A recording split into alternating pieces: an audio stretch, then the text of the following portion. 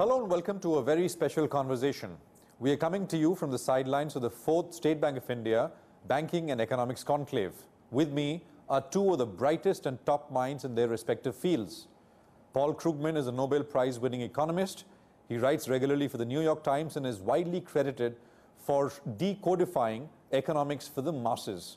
He is a critic of government austerity and has been very vocal about Mr. Trump, US President Trump's policies.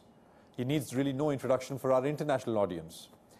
Arundhati Bhattacharya is one of the most influential bankers of our time. She heads State Bank of India. Thank you very much, both of you, for being here with us. Dr. Krugman, if I can start with you. Here in India, we've just implemented the goods and services tax, which has been hailed as this big reform. It really is. It simplifies taxation, which has been a big problem in terms of the way it's implemented.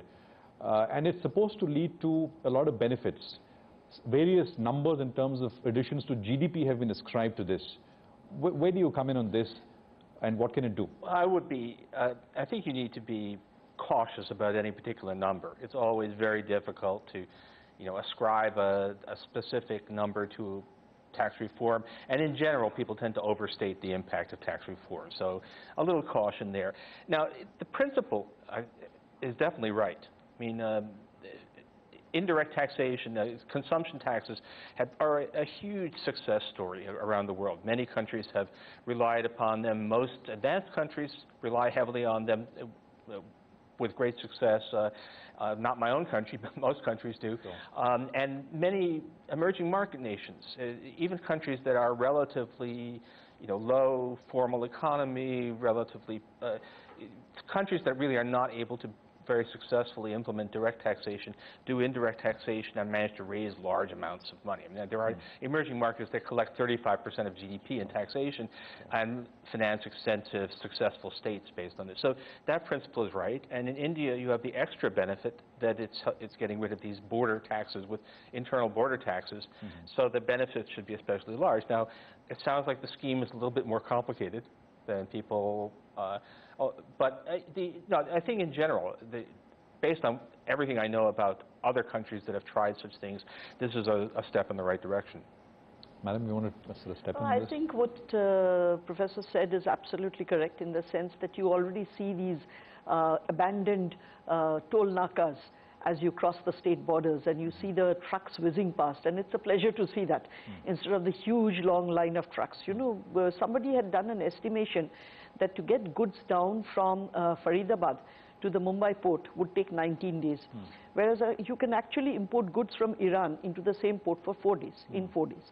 So you can imagine the difference it can make, and the logistical nightmare that our people had to face while moving goods.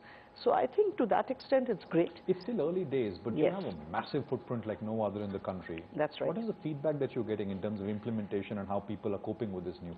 See, at this point of time, we still are getting quite positive vibes. But yes, a lot needs to be done.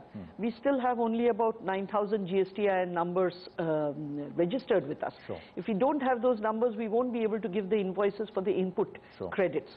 So, those things have to be done. The GSTIN numbers have to be populated. There's large work still left to do. So, this is a big reform, has been touted as a big reform. But what are the other big things that you think we still have to do? In our order of priority, I mean, the two biggest maybe. Oh, I think there's still a perception. I've been looking. India is still widely perceived as a somewhat difficult place to do business. It's improved on those rankings, but it's still, given you want to ask, why aren't there more manufactured exports? I mean, services exports is a notable success. But do you think it's a perception problem, or is it true? I'm not in business. There are some measurable things. The infrastructure. India hasn't upgraded transportation infrastructure the way East Asian countries have. Beyond that, I think we just have to say if the perception has to be real enough. It's clearly impeding somewhat. Now, India is still, by anything anyone could have imagined 40 years ago, India is still an extraordinary success story economically, but there's a sense still that some of these obstacles, why isn't it more of a manufacturing exporter? Why hasn't it really managed to, why isn't it matching China, one might say? In many ways it should be, and so education may be part of that. Education has, so that would probably be my second one. And that's a much longer term thing. That takes a long time to happen. Beyond that, I don't know, it's still hard to be critical of an economy that, to be too critical of an economy that has achieved so much in the last 30 years or so. So infrastructure and education. Those would be the ones that we know about. Everyone. Sure. One of my mentors always said that attempts to explain economic success always end up in a blaze of amateur sociology. So at some point you say these are the two things that I know about. Right. Ma'am, you want to come in there? I think what has been said is very correct. India can obviously do with a lot of reforms. I think the reforms on the agriculture side is another thing that's a crying need today. With more than 50% of the people on the land, it's time that we really looked at agriculture and brought in a number of reforms there. And this is very important because it provides a lot of employment to our people. I think there are a few other things as well that we can think of. Logistics is obviously one of those. He talked about transport. Yes, that's very much there. We still have the few outmoded means of transport. We don't have inland waterways. We don't have coastal shipping. There are lots of things that can actually be done. Sure.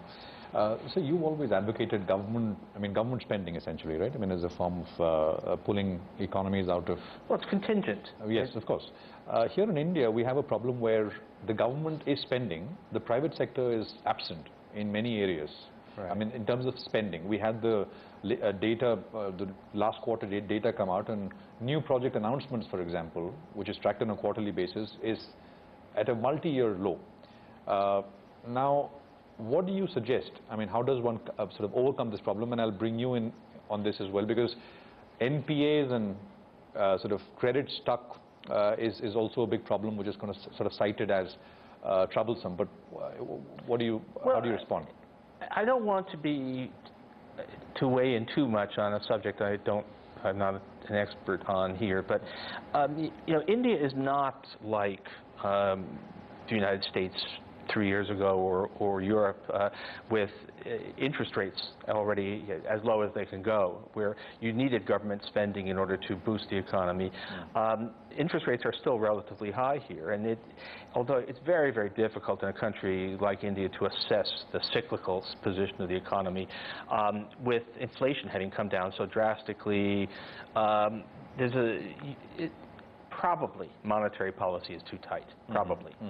I could be wrong about that, but from the outside it looks as if monetary policy is too tight, and that would help if it were loosened. Now, that doesn't have very much direct effect on business investment. It usually ends up affecting mostly housing investment, consumer spending, but that indirectly then boosts business investment. I think probably India is suffering from the global trade slowdown is probably one of the things that is deterring new projects. But it's really, I think the odd thing about it is that if you want to encourage private spending for growth, the best thing to do that is growth itself. The most important thing for determining whether businesses invest is whether they see the market that is out there. And this is, I think, probably we need to be looking at lower interest rates. And I don't think India needs fiscal stimulus, but I don't think it's an appropriate target for austerity either. We are also talking about Make in India as a big program to encourage growth, sort of attracting FDI. Yeah. Portfolio flows have been strong. FDI is also one thing which the government is very keen on attracting. And jobs is a big issue. So we're talking about capital-intensive industries. Has the world, Professor Krugman, changed? Or can we sort of follow that model? Some sort of refer this to as a China model and how China became this large manufacturing giant. Well, I think there's some issues. In some ways, yes. China, in a way, China is leaving the field clear for other countries to follow its old model, because China has rising wages, is no longer the cheap labor source for the world. You can see Bangladesh has had an explosion of apparel exports. because China has priced itself out of that market. Now, and FDI, yes. There's a lot of reason to believe that FDI carries, particularly FDI headed for export markets, carries a lot of spillovers. It brings about a general rise in productivity. So those are the sorts of things that could definitely help. I mean, again, nobody really has, if there were a single button you push to create economic success, it would be much easier. But those are certainly things that look possible. You want technology transfer to continue. You want to be borrowing, and then I will say I do tend to neglect it. India has a lot of its potential labor force tied up in inefficient agriculture, and that's something that ought to be susceptible to major reforms. Ma'am? Well, one thing is, you said that project announcements were slow. I think one of the reasons for that is whatever is the installed capacity, we are not seeing that kind of capacity utilization which enables new projects to come in. So unless and until the installed capacity reaches around 80–85% utilization, people won't come with fresh money. But ma'am, that is manufacturing. Why aren't we seeing spending in infrastructure? I mean, manufacturing capacity utilization rates are 70–75%, but we need infrastructure. No, infrastructure too has the same thing. If you look at Mumbai airport today, Mumbai airport looks like it's just about, reached the level where you need expansion, and you need it quickly. Now, this ability to expand in time is what I think we have a problem here. We are not thinking well ahead of time, because the way the infrastructure has been funded here requires a quick payback. It's been funded with short-term money. When we have tried to expand those or extend those, we have not been allowed on account of various structures that have been given by the regulators. As a result, what is happening is you cannot pay for these in a short period of time. If you look at roads, if you look at airports, traffic needs to build up. It doesn't happen on day one. The cash flows will not be as good on day one as they will be after, say, 7 years. So we need to structure projects accordingly. I think we made quite a few mistakes when we structured the projects in 2008 to 12. I think we've learned from that, so we need to now put those into operation. But until and unless we get all of this right, you will not see that much of confidence of announcing more new projects. Sir, you said rates of interest probably are too high in India. Yeah. They need to be much lower? I mean, well, it's always, as I say, it's difficult with an emerging economy.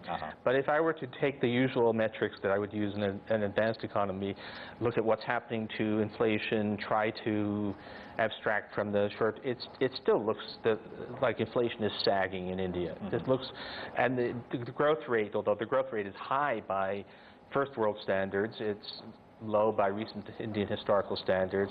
Everyone is talking about inadequate number of jobs. All of it suggests an economy that probably has substantial slack in it, which is an economy that ought to have interest rate cuts.